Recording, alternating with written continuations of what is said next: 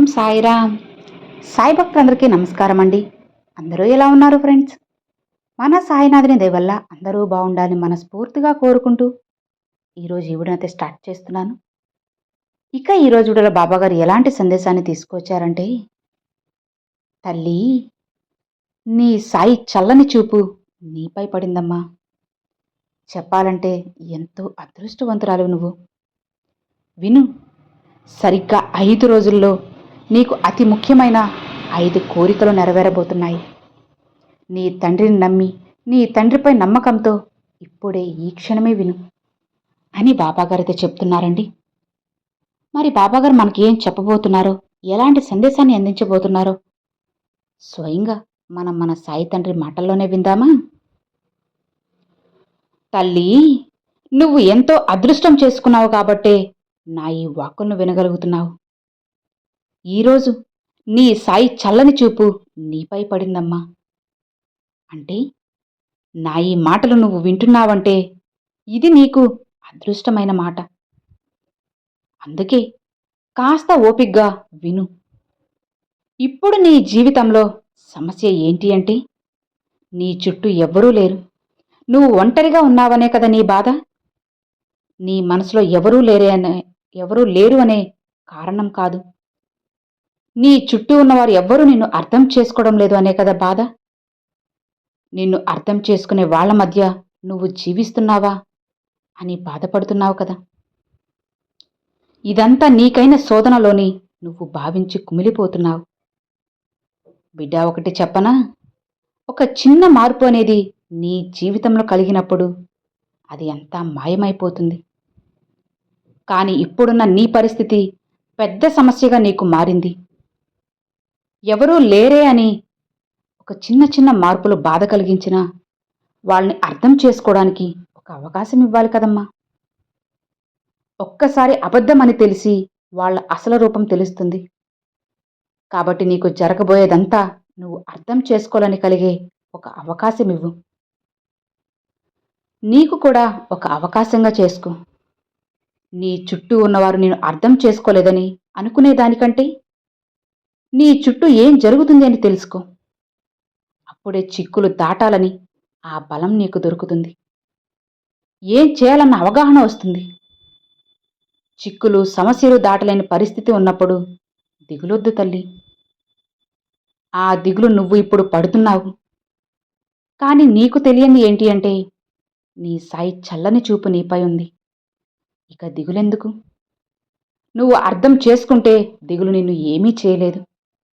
అంతా కూడా నీ ఆలోచన మీదే ఉంటుంది.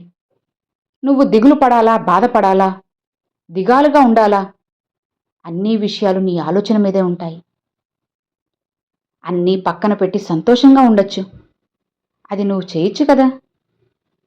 నీ అతిపెద్ద బలహీనం ఏంటో తెలుసా? నువ్వు మాట్లాడే మాటలు కోపంగా ఉన్నప్పుడు ఎక్కువగా విసురుతావు.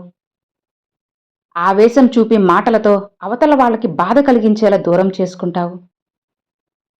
నేను ఇప్పుడు చెప్పే మాటలు నిజం తల్లి. ఖచ్చితంగా నిన్ను మంచి స్థాయికి తీసుకువెళ్తాయి. భయపడే దాన్ని బట్టి నిన్ను పైకి ఎక్కిస్తాయి లేదా కిందకు దించేస్తాయి. ఈ మాటలు ఎలా ఉపయోగించాలనేది నీకే వదిలేస్తున్నాను. నీ సాయి మాటలు నువ్వు ఎలా ఉపయోగించుకుంటావనేది నీ యొక్క సామర్థ్యం. అందుకే ఇంతలా మరీ చెబుతున్నాను. మరి బాబా ఏం చేయమంటారు, ఎలా ఉండమంటారు అనే కదా. బిడ్డ, ఉపయోగించుకోవడం అంటే ఏం కాదమ్మా. జాగ్రత్తగా గమనంగా ఉండు. నువ్వు మాట్లాడే ప్రతి మాట కూడా తూటాలు లేకుండా పువ్వుల్లా మాట్లాడు. అప్పుడు అవతలి వారి మనసు నొచ్చుకోకుండా ఉంటుంది. ఆ బంధం నీకు దూరం అవ్వకుండా ఉంటుంది. తర్వాత నువ్వు పశ్చాత్తాపడి కుమిలిపోకుండా ఉండాల్సిన అవసరం లేదు కదా. నేను నీకు తల్లిగా ఒక సలహా ఇస్తున్నాను. నిన్ను తక్కువగా మాట్లాడేవారిని దూరం పెట్టు. అనవసరంగా మాట్లాడడం తగ్గించుకో. కోపం వచ్చినా, ఇబ్బందులు వచ్చినా కాస్త మౌనంగా ఆలోచించు. మౌనంలో ఎన్నో ఆలోచనలు వస్తాయి. అందులోని జీవితానికి, నీ యొక్క సమస్యలకి ఎన్నో సందర్భాలు, అనుకూలత నిర్ణయాలు తీసుకునే ఒక ఆలోచనలు వస్తాయి. మౌనంగా ఉండమ్మా. కొలత, లెక్క అవసరమైనంతగానే మాట్లాడు. అన్ని సమస్యలు తీరుతాయి. మౌనంగా ఉంటే అసలు సమస్యలే లేవు కదా. నువ్వు కోప్పడకుండా మౌనంగా ఉండు. ఇతరులు నిన్ను అపార్థం చేసుకోకపోయినా పర్వాలేదు కానీ అర్థం చేసుకునేలా చేయి తల్లి. నిన్ను నువ్వు నిరూపించుకోవాల్సిన పని అస్సలు లేదు. సరేనా? నువ్వు మౌనంగా ఉండి అన్నీ అర్థం చేసుకుంటారని. కాస్త ఒక్క చిరునవ్వు చాలమ్మా, అన్నీ సర్దుకుంటాయి. వితండవాదం అస్సలు వద్దు. కాదు లేదు అన్న మాటలే వద్దు. లేదు, నీకు వితండవాదం చేసే మనుషులు ఎదురైతే ఆ స్థలం నుంచి మౌనంగా వెళ్ళిపో. తప్పు అని చెప్పి లాభం పొందగలవా చెప్పు? లేదా నువ్వు సరైంది అని నిరూపించుకోగలవా?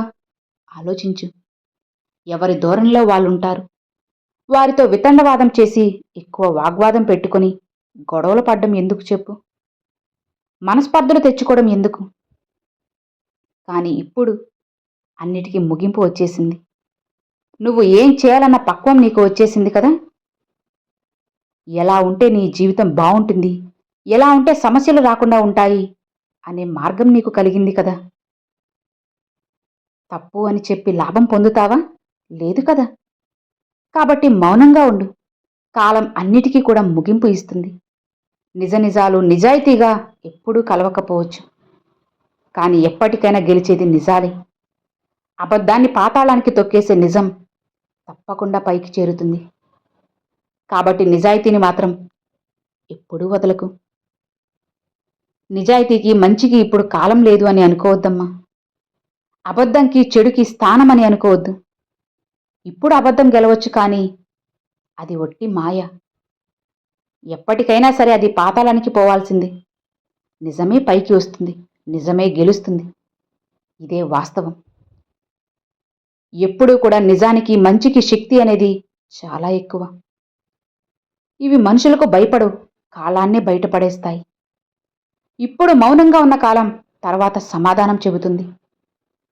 ఎవరు ఎన్ని కష్టాలు కలిగించినా నిజం ఒక్కరోజు బయటపడే తీరాలి కదా. అబద్ధాలనేవి అడ్రస్ లేకుండా పోతాయి. అంతవరకు మౌనంగా ఉండు. నేనున్నాను కదా, చూస్తున్నాను కదా. నీ సాయి చల్లని చూపు నీపై ఉంది కదా. నీ కన్నీటి తుడిచి నేను ఎప్పుడు నీ పక్కనే ఉంటానమ్మా. నా చూపు దాటి ఇక్కడ ఏదీ జరగదు. నీకు చెడు చేయాలన్న వారు ఎలాంటి ప్రయత్నం చేయలేరు. నువ్వు చేయాల్సింది చెయ్యి. ఇక నీకు చేయాల్సింది నేను చేస్తాను. నువ్వు ఎవరి రక్షణలో ఉన్నావో తెలుసు కదా. నీ సాయి రక్షణలో. అవును, నీ సాయి శక్తి ఎప్పుడూ నీకు ఉంది. నీ సాయి శక్తి మొత్తం దారబోసి నిన్ను కాపాడుకుంటాను. నిన్ను మంచి స్థాయిలో పెడతాను. ఇప్పుడు ప్రస్తుతం ధర్మం ఓడిపోయిందని భయపడకు. ధర్మం గెలుస్తుంది. ఏదో ఒక రోజు గెలుస్తుంది. ఇక్కడ నిజం మంచి మాత్రమే గెలుస్తున్నాయి. మంచివారు ఓడిపోతున్నారు అని నువ్వు ఎప్పుడూ ఆందోళన పడుతూ ఉంటావు కదా. కానీ మంచివారు ప్రస్తుతానికి ఓడిపోవచ్చు, కానీ చివరికి గెలిచేది మాత్రం మంచే. చెడు ఎప్పటికీ గెలవదు. చెడ్డవారు గెలవరు. ఇది నీ బాబా నీకు ఇస్తున్న వాక్కు. విను. అదృష్టం అనేది ఎప్పుడు వస్తుంది బాబా అని అడుగుతున్నావు కదా. వస్తుందమ్మా. అదృష్టం నిన్ను వరించబోతుంది. నీ మనసులో ఉన్న అతి పెద్ద 5 కోరికలు తీరితే బావుంటాయని నువ్వు అనుకుంటున్నావు కదా. అవన్నీ నాకు తెలుసు. ఎందుకంటే నా ముందు ప్రార్థనలుగా పెట్టావు కదా. అవి కూడా నెరవేరబోతున్నాయి. ఎప్పుడు బాబా అని ఆశగా అడుగుతున్నావా? అతి త్వరలోనే బిడ్డ. అది ఎప్పుడైనా కావచ్చు. 24 గంటలు కావచ్చు, 4 రోజులు కావచ్చు, 42 గంటలు కావచ్చు. ఖచ్చితంగా ఆ కోరిక అనేది జరిగే తీరుతుంది. ఇన్నాళ్ళు నువ్వు పడ్డ బాధంతా మాయమైపోతుంది. నీ తండ్రిపై నమ్మకం ఉంది కదా. ఇంతలా నేను గట్టిగా చెబుతున్నాను కదా. నమ్ము, మారుతుంది. నీ జీవితం మంచి దారిలో పడింది అనడానికి నీ సాయి చల్లని చూపు నీ మీద పడ్డమే నీకు అదృష్టం తల్లి. ఇక అంతా నీకు విజయమే. విజయాన్నే పొందుతావు. ఇక నిశ్చింతగా ఉండు. ఇక నువ్వు ఏమాత్రం కూడా వెనకడుగు వేయాల్సిన అవసరం అస్సలు లేదు తల్లి. కొండంత అండగా నీ సాయి తండ్రి నీకు తోడు ఉండగా నువ్వు దేనికైనా భయపడవచ్చా చెప్పు? బాధపడవచ్చా చెప్పు? నా బిడ్డ అంత పిరికిరాలు కాదు. అంతా నువ్వు భయం అనేది పెట్టుకోవద్దమ్మా. ధైర్యంగా ఉండు. అన్నీ మారుతాయి. నీ బాబానే మారుస్తారు. ఇక నువ్వు సంతోషంగా ప్రశాంతంగా ఉండు, అన్నిటిని జరిపిస్తాను కదా, ఇక నీకు దిగులెందుకు, భయం ఎందుకు చెప్పు అని బాబాగారితో చెప్తున్నారండి. సో విన్నారు కదండి, ఈరోజు బాబాగారు పంపించిన ఈ మంచి సందేశం మీ అందరికి నచ్చింది అని అనుకుంటున్నాను. నచ్చితే ఒక చిన్న లైక్ చేయండి, మరికొంతమంది సాయి భక్తులకు షేర్ చేయండి. ఫస్ట్గా మన ఛానల్ చూసారు సబ్స్క్రైబ్ చేసి సపోర్ట్ చేయండి ఫ్రెండ్స్.